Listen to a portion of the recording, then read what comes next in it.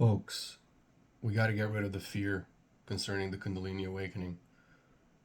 I'm getting about 30% of messages in my DMs are about people in some way fearing the process.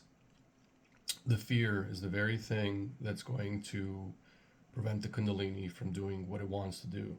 Okay, yes, this is an intelligent energy, okay, but that doesn't mean it's an intelligence apart from your body and apart from who you are. Okay, this energy has to do with the higher part of you and trying to optimize that higher part of you through what it's doing inside your body.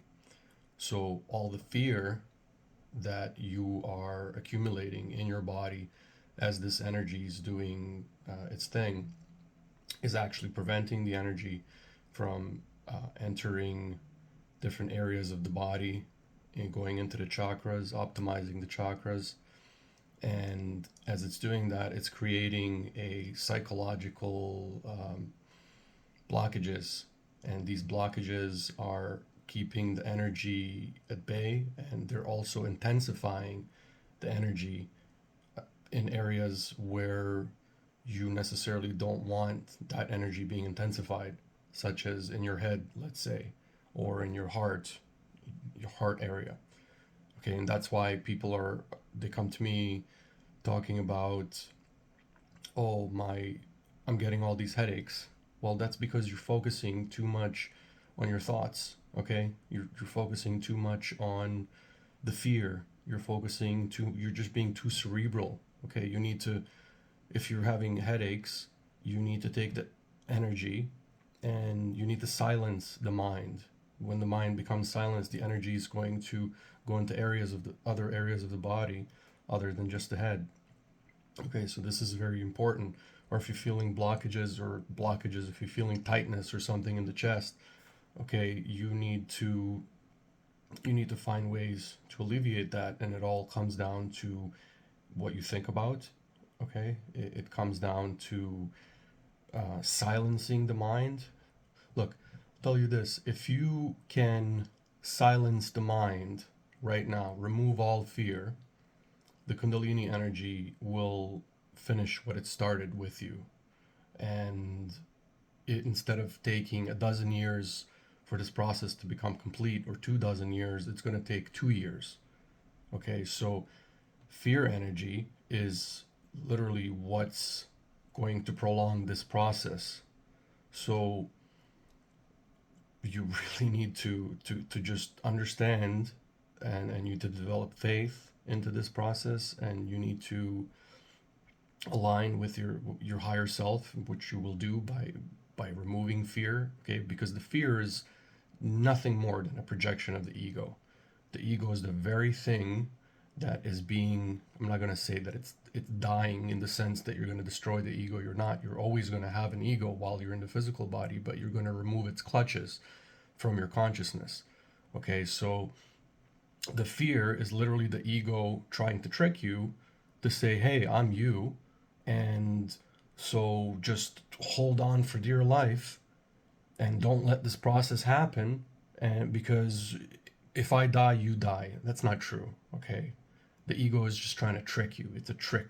All right, so whenever you start to feel fear, just say to yourself, hey, that's the ego. Okay, that's what we're trying to work on, and I'm not going to say destroy because you can't, but you're trying to soften its effect on the consciousness. You're trying to remove the clutches that it has over your consciousness so that the soul can come in, and the soul can assume the driver's seat, because the soul right now is in the back seat and the ego is in the driver's seat. So you're trying to switch the two up. The ego is always going to be in the car, but you want to have it in the back seat, or like even in the trunk.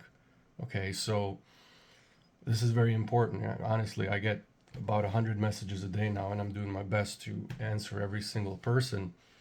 And there are some general things that it would make my life easier to if I could address these things. And from what I'm seeing, the fear is about 30% of those messages. And having gone through this process now for 18 years, and having optimized the Kundalini circuit in I would say about year 7.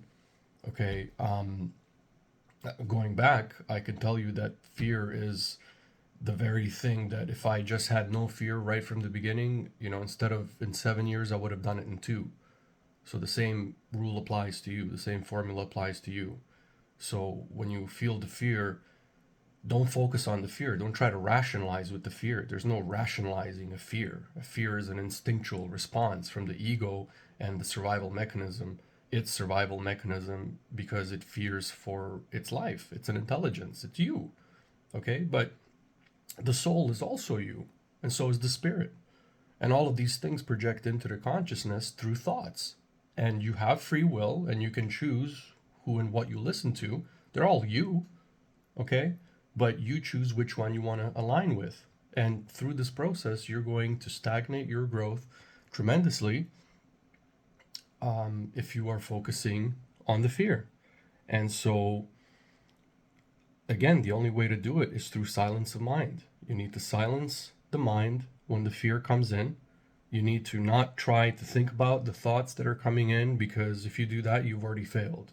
Because it's a bottomless pit. Fear is a bottomless pit. You're not going to solve the riddle of fear within your body. That's not going to happen, ever. What you can do is silence the mind. And this is why meditation is so crucial. Why breathing exercises, pranayama, is so crucial. Okay, diaphragmatic breathing, breathing through your stomach, okay, your abdomen instead of your chest. When you're breathing through your chest, you're focusing energy only into the chest, into the higher chakras, the ethereal chakras, the spirit chakras, okay? What you want to do is you want to ground that energy and you want to activate the lower chakras, okay? Muladhara, Svadhisthana, Manipura, okay? Focus on bringing oxygen into those chakras, because that's one way in which you can neutralize fear. Okay, and it's very essential that you do that. If you're chest breathing, stop right now. Don't chest breathe ever, ever in your life, ever again. Learn to breathe through your by opening your diaphragm and sending the oxygen into your abdomen, into your stomach area, okay? Into your lower torso. Okay, because then you're going to activate these lower chakras, which are going to ground you. Because when the fear comes in, you need to ground that fear. It's the only way. It's like an electrical circuit.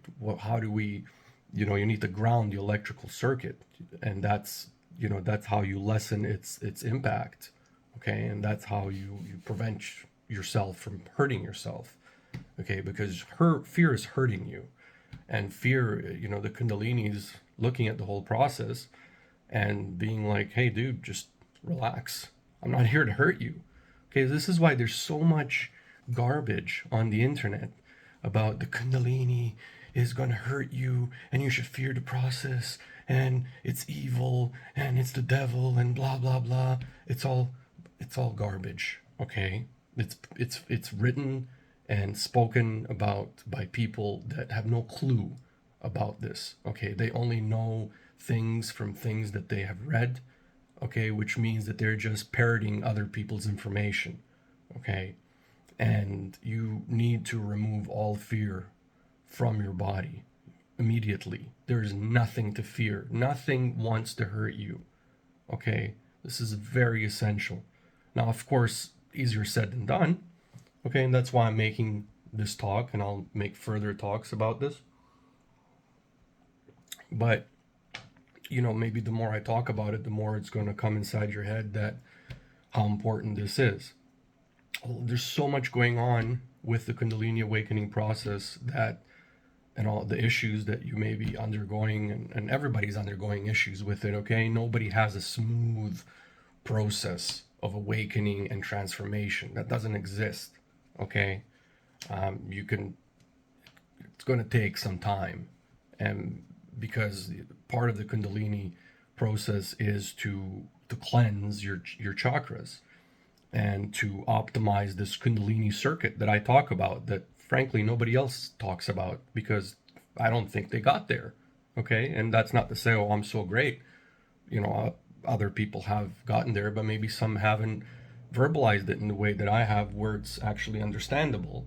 of what's happening in the body. Now I've been examining this process in my body for 18 years. I'm the laboratory and the scientist in one, like I like to say. And you are too, right? But the fear is preventing you from transforming. Okay, so anyways, that's the message for the morning this morning. Since I'm here, I'll show you guys my cool office. Okay, isn't that badass? Ooh. All right, that's enough fun for today. We will have more chats in the future. Okay, remember, no fear. Fear is false evidence appearing real. Okay, it's lunar light. It's not real. The only thing that's real is the solar light, which is directly from the sun, from the source. That's the truth. That's why Jesus says, and again, not to bring up Jesus and sound all Christian on you, but that's why Jesus says, I am the light, the truth, the way, right? Because just by speaking the truth, you're aligning yourself with the qualities of the light. And these are the virtues that come into you and to make you into a stellar spiritual human being. Okay, so the light, the way, and the truth. All right, now anything that's of the lunar light is false. It's lunar light is what creates duality. Okay, here in our solar system, on this planet, in this reality that we live in, it's the lunar light that creates the duality, the good, the bad, I love you, I hate you, all that stuff. Okay, that's it essentially creates fear. All right, it creates, because fear is what feeds on. I'm just freestyling now, eh? So fear is what feeds these vices in your body, in your consciousness. Okay, and fear is what is preventing you from seeing the light. Okay, fear is what makes you lie and manipulate people and be selfish and tend only to yourself and want more than you need. Okay, and just be an a-hole. Okay, that's what fear creates. It's the energy of fear that creates that. And essentially the part of the Kundalini awakening process, other than releasing your soul out of your body, okay, so that you can literally hover above yourself as pure consciousness and really see this world for what it is, and yourself for what you are, which is pure consciousness that's not just localized in the body, but it can embody anything that it sees and perceives through again, you're always localized in your body in a sense where the consciousness is here, but you can project outwards and experience things beyond your body.